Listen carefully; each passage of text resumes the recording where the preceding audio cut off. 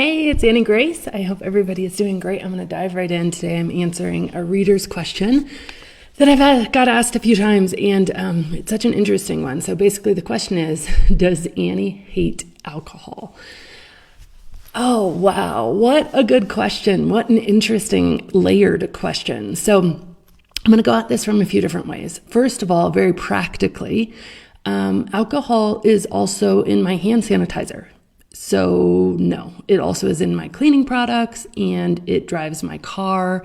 Ethanol is what we put in our gas tank in most gas pumps in America and other parts of the world. So no, I don't hate the substance. In fact, I don't even think a substance could be good or bad at all.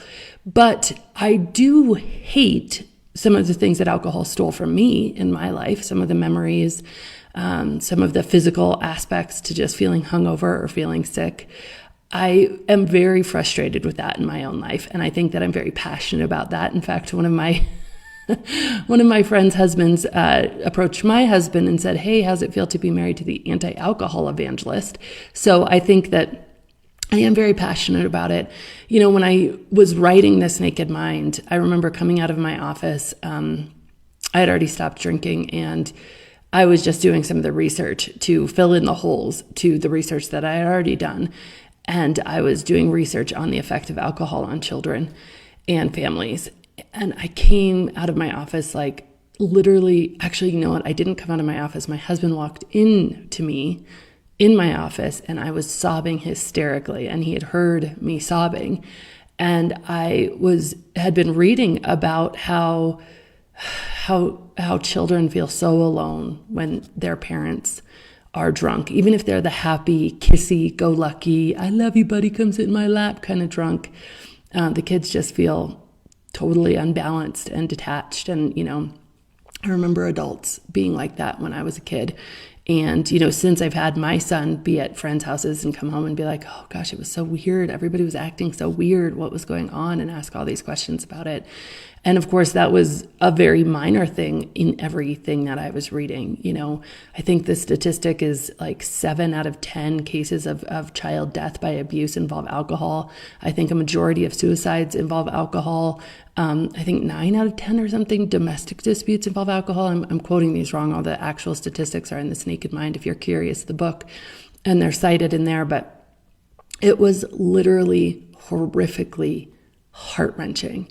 And so while I don't hate alcohol, I think that I hate the fact that we get so duped into it. And I think I hate addiction.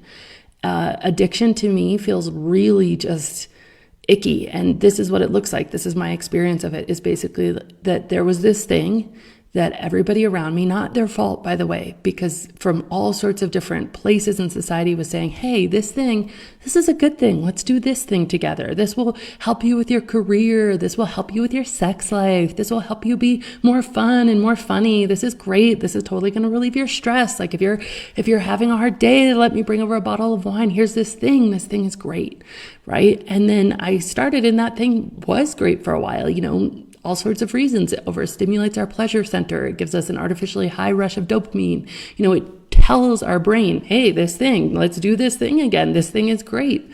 But the thing isn't great, because as it starts its work in our brains and in our bodies, our brains in their infinite wisdom have to turn down the stimulation we receive from addictive substances. And that looks like actually turning down the pleasure we receive from most things, which in turn looks like the only thing that can give us pleasure is the addictive substance, because that's the only thing that can break through the barrier. You know, we have tolerance, which is basically like the body, again, in its infinite wisdom, becoming immune to alcohol, to the taste of it. We acquire the taste, which is basically just becoming tolerant of it to where we, you know, find that we feel like we even like it eventually.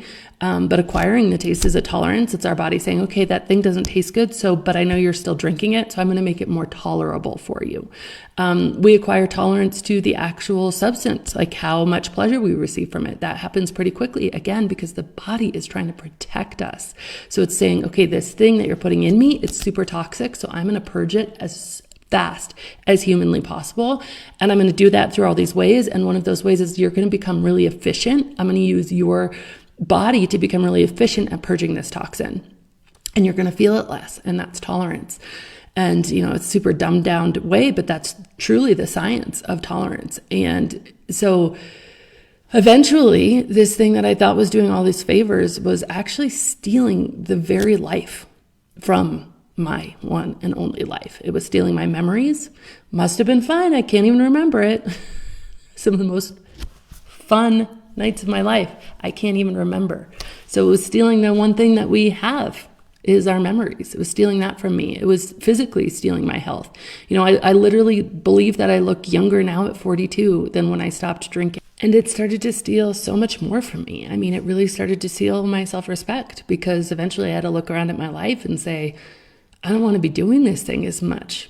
But because of how addiction works, because of the fact that, the dopamine response to any addictive substance tells our brain, that thing you just did, do that thing again. That thing is important for survival. That thing is the thing we need. It felt like I couldn't stop. So here I was, not even wanting something. We just released a book. Beautiful book. If you haven't picked up a copy, it is This Naked Life, and it's 48 stories of just people finding freedom from alcohol. It's absolutely incredible. And I was reading one of the stories, and at the end of the story, she's like, I was pouring this thing and I was looking at the drink and I was thinking, I don't even want to drink this, but I feel like I must. And that's really where I was, where I didn't even want to drink it. I wasn't feeling it anymore because of my tolerance. I was feeling all the negative effects of feeling hungover and not being able, I literally believed, what was the point if I couldn't drink? Which in hindsight seems so silly, because we didn't come, from the stork with the bottle of wine. Here's this, you need this to survive as a human. It's something that we totally created.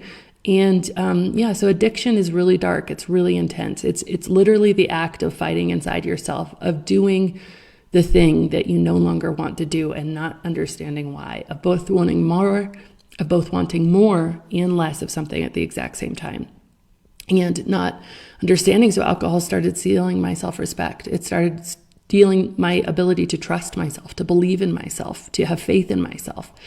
And, that was very, very dark. So do I hate alcohol? I don't hate alcohol, the substance. I can't hate alcohol. Alcohol is keeping us all super healthy, It's killing germs, it's killing viruses, it's killing bacteria.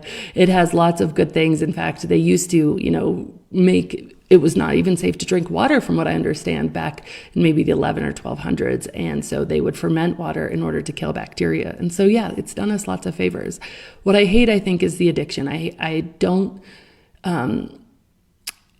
want us to wake up to the fact that we are giving ourselves and our children something as this elixir of life, this best thing ever. It solves all your problems. It will help you be a better networker and, a more fun person, and it will help you de-stress. And then all of a sudden they find themselves, or you find yourself where I found myself, which is stuck in a really, really dark place.